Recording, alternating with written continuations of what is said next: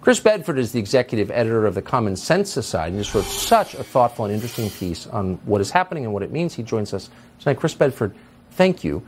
So I'm not sure I can in any way improve on what you wrote. Summarize it for us, if you would.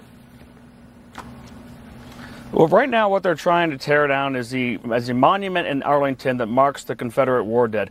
Now, this is not a monument to victory. It's not a monument that says, rise up again, this war is coming. This is a monument to reconciliation. It's a funerary monument that stands over the graves of people, including the architect, and a number of other Confederate war dead who are buried there now in Arlington.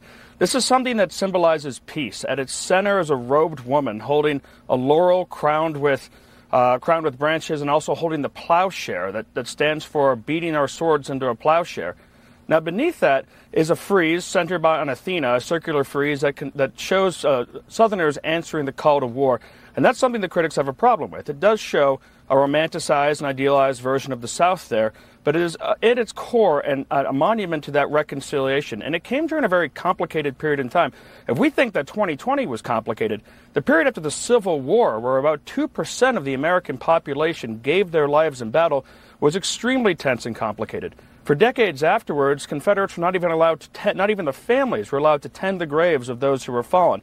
But America actually got through what most countries never get through. They got through the Civil War, and 30 years later, when they ended up fighting side by side in the Spanish-American War, that mutual affection was rekindled. And there was a softening of hearts, and people who had fought on both sides reached out to each other and said, we're going to try and come together and build something to reconciliation.